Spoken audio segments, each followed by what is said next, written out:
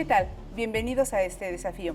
En esta ocasión platicaremos acerca de las elecciones en los Estados Unidos de Norteamérica, pero de un tema en específico, y es cómo van a votar los latinos, los residentes legales en Estados Unidos y particularmente los mexicanos.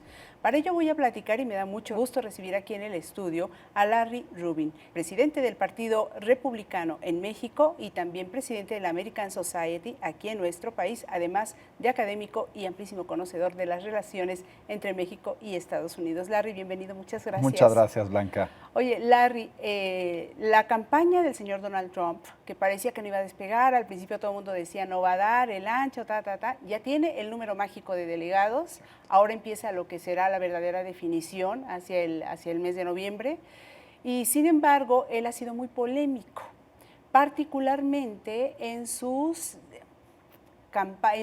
conceptos en contra de los inmigrantes, de los migrantes hacia los Estados Unidos. ¿Se sabe cómo van a votar los latinos? ¿Es posible que los latinos residentes en Estados Unidos, como él lo dijo, que son extraordinarios, votarán por él? Pues fíjate, muy buena pregunta, Blanca. Yo creo que una parte importante aquí es qué está buscando ese norteamericano que ya es, ¿no? el que con origen latino. Y lo que hemos visto, por ejemplo, en el caso de Nevada, donde votaron casi 40% de los latinos votaron por Donald Trump, están buscando un presidente que haga las cosas diferente.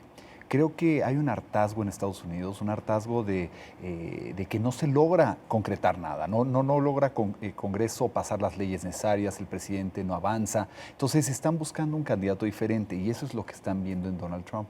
Y en el tema de migración es un tema muy interesante porque el americano, aunque sea hispano, lo que ve con el tema de migración es de poder normalizar el proceso, o sea, que sea un proceso legal, que no pasen personas como si fuera su casa, por decirlo de alguna manera, y eso es lo que está buscando el norteamericano y es interesante porque me ha tocado platicar con personas de origen mexicano, a lo mejor de papás mexicanos, y siempre ha sido el caso que me dicen, Larry, yo voy a votar por Donald Trump, ¿por qué? Porque él sí va a poder resolver el tema de migración ilegal, ¿no? Entonces, interesante escuchándolo de alguien que tenga raíces mexicanas. A eso va mi segunda pregunta. ¿Es que acaso se olvidan un poco de sus raíces? ¿Será por ahí el temor también de que haya más competencia para los empleos que ya tienen? Somos seres humanos y al final de cuentas se puede llegar a sentir algo así, porque suena raro que alguien de origen latino, que eventualmente pudo haber llegado como ilegal, de pronto diga voy a votar por este señor que pretende construir un muro, que se ve muy difícil que lo haga, pero ese es otro tema, ¿no? Sí. No, o sea, casi imposible que lo haga, eso es mera campaña. Exacto. Pero ¿es posible que esto suceda? Pues creo que existe un poco de eso, sin duda el norteamericano, el mexicano allá está diciendo, pues queremos asegurar que haya suficientes lugares en las escuelas para nuestros hijos, que no estén atiborradas, por decirlo de alguna manera, que haya trabajos, como muy bien apuntas, de calidad y que no nos los vayan a ganar por tener muchísimas personas aquí. Y sí existe eso, pero creo que más allá de eso, lo que teme el norteamericano en general, incluyendo los de origen mexicano, es quién puede cruzar esa frontera, ¿no? O sea, hoy en día pues, han sido ilegales, pero no sabe uno si el día de mañana algún extremista decida cruzar por la frontera México-Estados Unidos, ¿no? Y ese es el temor al que Donald Trump le ha apostado también, ¿no? Por eso habla mucho de no permitir la entrada de ilegales y de subir y hacer y construir este muro, que en muchas partes ya existe de por sí, ¿no? Pero el fenómeno de hablar de construir un muro, pues también se interpreta como crear una relación en donde hay un muro que nos separe, ¿no? Y creo que ese es todavía más importante. ¿Qué tanto han realmente logrado permear en los criterios de los posibles votantes por el republicano, en todo caso, estos conceptos de extrema en torno a los musulmanes, que recién lo dijo, en torno a los mexicanos, calificarlos como que México no manda a lo mejor, o descalificarlos en este sentido, y también por ahí se le han ido, y esto vamos a hablar un poquito más adelante, algunas concepciones de carácter medio misógino. Y sabes que es muy cierto, y creo que Donald Trump lo sabe, en ocasiones lo ha usado a su favor, ¿no? Para personas que piensan como él. Afortunadamente hay muchísimos republicanos que no pensamos como él en ese aspecto. A lo mejor tenemos ideas en común en temas de cómo manejar y hacer un gobierno más chico, más eficaz, etcétera, etcétera.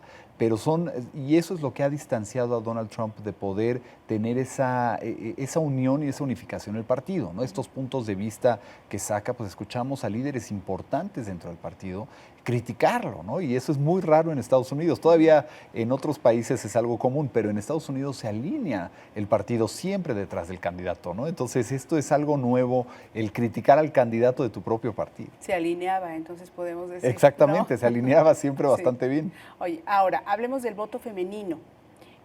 Las mujeres, ¿hacia dónde han notado ustedes que va el voto de las mujeres en general y de las mujeres latinas en particular? ¿Hacia Trump o hacia la posible candidata demócrata? Pues ha sido curioso porque a principios de esta campaña apuntaba que si era Hillary Clinton la candidata demócrata, pues se llevaría el voto femenino, sí, ¿no? Y Donald Trump lo que ha hecho es podido meter la duda en este importante segmento de la población sobre si Hillary verdaderamente sería alguien que pudiera apoyar o desarrollar más los intereses de las mujeres en Estados Unidos, ¿no? Y justo diciendo que Hillary Clinton no apoyó a las mujeres cuando Bill Clinton tuvo sus temas extramaritales, ¿no? Sí ha creado una duda en la mente de muchas mujeres de decir, bueno, pues a lo mejor Hillary Clinton no es la mujer ideal que quisiéramos que fuera la presidenta, ¿no? Y lo interesante de estas elecciones, Blanca, es que tienes, digamos, los dos candidatos, tanto Donald Trump como Hillary Clinton, son candidatos que tienen unos márgenes de popularidad muy bajos, sí, o sea, ¿verdad? Y los dos, eso es interesante, ¿no?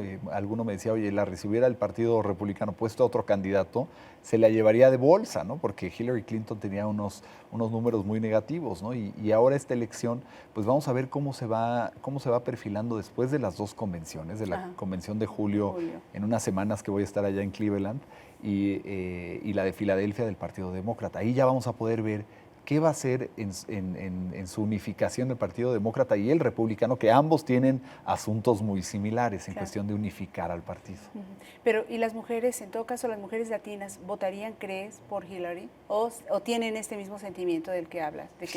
Fíjate que yo creo que las mujeres latinas van a buscar varios aspectos, no solamente el que sea una mujer, que obviamente ese es algo muy interesante y muy importante porque sería la primera mujer presidenta de lograrlo, pero también van a buscar en alguien que ahorita hay mucho sentimiento de inseguridad después de lo de Orlando, y obviamente quieren también un presidente que vaya a tomar las riendas, o que parezca, ¿no? Siempre es percepción, ¿no? Que parezca que pueda tomar las riendas sobre asuntos como Orlando. Difícilmente era un americano, a fin de cuentas, ¿no? Las creencias religiosas no tienen nada que ver, ¿no? Un americano que no estaba bien de su cabeza, obviamente, ¿no? Pero la percepción de que están inseguros empieza a permear en la comunidad latina y obviamente en todos los norteamericanos, y entonces empiezan a buscar qué candidato puede tener mayor fuerza, ¿no? En ese aspecto. Okay. Ahora, pensemos en el país como tal. Primera mujer que podría ser presidente de los Estados Unidos. Tienen una singularidad ambos candidatos. Por un lado, el país, sus ciudadanos están preparados para tener una mujer presidenta, y por el otro lado estarían preparados para tener como presidente un hombre que no es propiamente un político. Es un gran desafío porque Donald Trump no es político, aunque por lo que hemos visto ha sido uno de los políticos más eficaces porque ha podido verdaderamente dejar en la calle a 16 otros, ¿no? Candidatos en el lado republicano, y eran políticos experimentados de décadas, ¿no? Que nadie dudaría que un gobernador, un ex senador pudiera lograr la Casa Blanca, pero sí no pudieron contra Trump. Y creo que estos aspectos de él no político y ella siendo la primera mujer, pues son dos aspectos muy interesantes porque veremos qué prefiere la población, en particular qué prefieren las mujeres en Estados Unidos, si prefieren a alguien no político que sería Donald Trump, o prefieren tener la primera mujer en la Casa Blanca. Entonces, ahorita es difícil de determinar porque las estadísticas nos arrojan que ambos están pues bastante parejos en los números, y solamente empezaremos a ver esa diferencia pues como vaya marchando este proceso electoral hacia noviembre. Entonces, difícil de poderlo determinar en este momento. Es muy difícil incluso para nosotros porque el modelo de elecciones de los Estados Unidos es muy distinto al modelo de elección que sucede en México. Probablemente, te pregunto, en Estados Unidos podría definirse, no sé, a lo mejor ya en octubre, cómo van a votar, en este caso concreto las mujeres. Yo quisiera hacer especial énfasis, y la pregunta es más difícil, es más difícil saberlo, en las mujeres de origen mexicano en Estados Unidos, ¿no? Claro. ¿Por Trump o por Hillary? Exactamente, ¿no? Y es una pregunta difícil, como muy bien apuntas. Estados Unidos no se rige por un voto popular, ¿no? Y muchas veces han perdido presidentes el voto popular y ganan la elección. Entonces, el que va a ganar la elección va a ser el que logre conseguir más votos electorales. Entonces, la verdadera clave en esta elección es qué va a pasar en 3 estados clave, que van a jugar seguramente un papel determinante, y va a ser Ohio, donde va a estar la convención republicana, el estado de Pensilvania, donde va a estar la convención demócrata, ¿no? No es por azar que están ahí las convenciones, y el estado de Florida.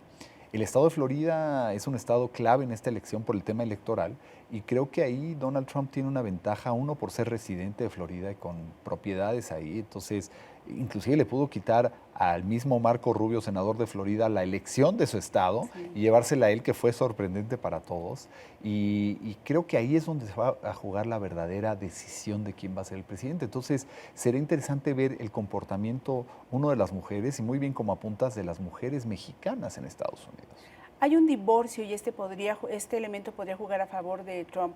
Hay un divorcio entre la sociedad en su conjunto, como sucede además en otros países, no es privativo de Estados Unidos, y los políticos, y esto podría jugar a favor de Trump, que yo no sé si va a demostrar en el futuro, en todo caso, que es muy buen político, o le va a pasar lo que ya pasó en algún momento de otras historias, que puede ser muy buen candidato sin que necesariamente sea muy buen político, muy buen presidente o estadista, ¿no? Exactamente, porque la complejidad de la Casa Blanca y de ser el presidente de Estados Unidos es enorme. Tienes que negociar con personas de tu mismo partido, tienes que negociar con congresistas opositores a tu partido, y si no negocias con los dos, y no es una negociación en donde tú llegas y dices esto es lo que vamos a hacer, ¿no? Así no funciona el Capitolio, pues difícilmente vas a lograr pasar tus proyectos importantes, como le ha pasado a Barack Obama, ¿no? Barack Obama no ha tenido, ha hecho muchas cosas interesantes, pero no ha podido tener esa relación con Congreso para pasar lo que él ha necesitado, ha querido que pasara el Congreso. Y mismo caso le va a pasar a Donald Trump, es cómo negociar con el Congreso, con los propios republicanos, y cómo negociar también con la oposición.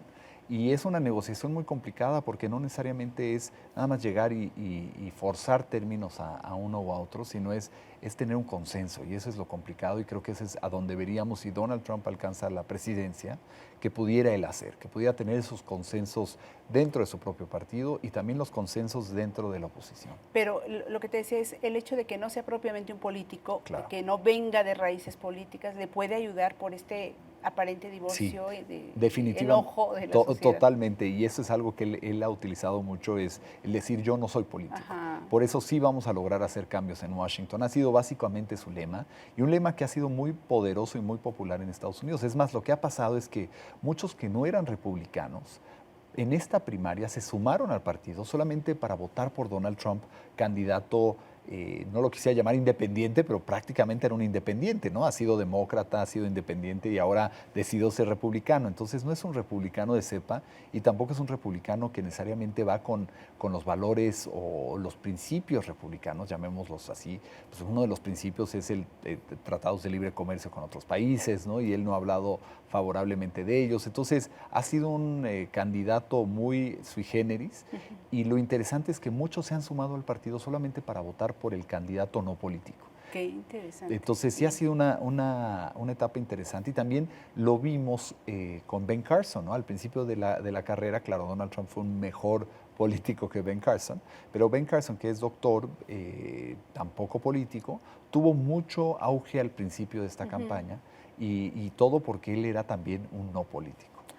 Ya nada más sí o no, porque no nos da tiempo de más, pero los conceptos que arroja durante su campaña, que le dan muy buenos resultados al señor Donald Trump, en torno a extremos religiosos, en torno a la inmigración ilegal, en torno a los mexicanos, eventualmente podrían dividir a la sociedad en los inmigrantes, los no inmigrantes, las mujeres y los hombres y concepciones religiosas distintas. Yo creo que sí, sí los puede dividir y creo que aquí va a ser la clave, ¿no? El que él pueda jugar, el ser buen candidato, pero ahora tiene que ser un candidato para todos, no nada más para el extremo derecha de Estados Unidos. Entonces, si logra cambiar ese lenguaje, yo creo que entonces no dividiría a la nación. Larry Rubin, presidente del Partido Republicano en México y presidente de la American Society en México, académico, muchísimas gracias. Al contrario, gracias a ti, Blanca. Y muchísimas gracias a ustedes por acompañarnos en este desafío. Hasta la próxima.